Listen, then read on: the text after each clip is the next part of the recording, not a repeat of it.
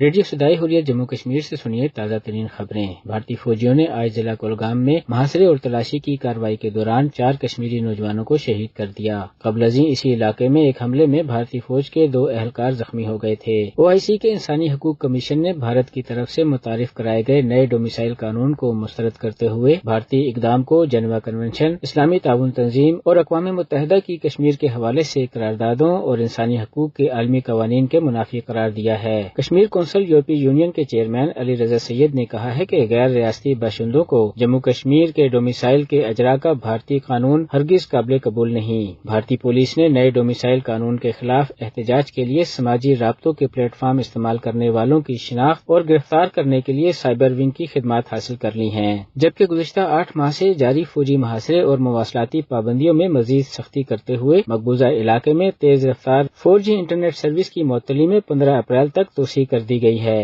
BJP کے رہنما صبرا منیم سوامی نے امریکی ٹی وی کو انٹرویو دیتے ہوئے مسلم دشمنی کا اظہار کیا ہے۔ ان کا کہنا تھا کہ مسلمان نہ تو ہندوؤں کے برابر ہیں اور نہ ہی مساوی حقوق کے حقدار۔ پاکستانی وزیر اعظم عمران خان نے سوامی کے بیان کی مذمت کرتے ہوئے کہا ہے کہ BJP 21ویں صدی میں 20 کروڑ مسلمانوں کے خلاف ایسے بول رہی ہے جیسے یہودیوں کے خلاف نازی بولتے تھے۔ اس کے ساتھ ہی خبریں ختم ہوئیں۔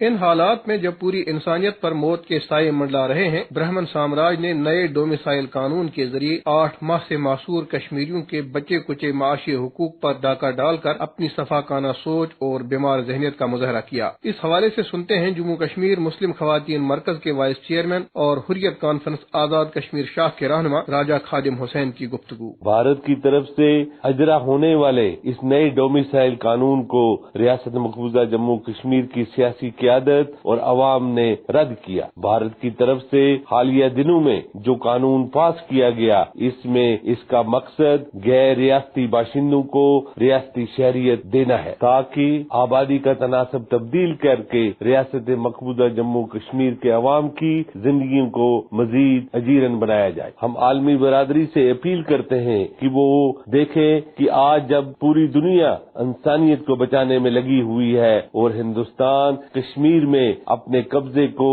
مزید طوالت بخشنے کے لیے آئے دن نئے قانون بناتا جا رہا ہے۔ بھارتی جیلوں میں پابند سلاسل کشمیریوں کو رہا کرنے اور مواصلاتی پابندیوں خصوصاً انٹرنیٹ کی بندش کے خاتمے اور تڑپتی انسانیت کو طبی اور غذائی سہولیات فراہم کرنے کے بجائے ہندوتوا کے پجاری کشمیریوں کی مصیبتوں میں روز بروز مزید اضافہ کر رہے ہیں، جو ان کی انسانیت دشمنی کا منہ بولتا ثبوت ہے۔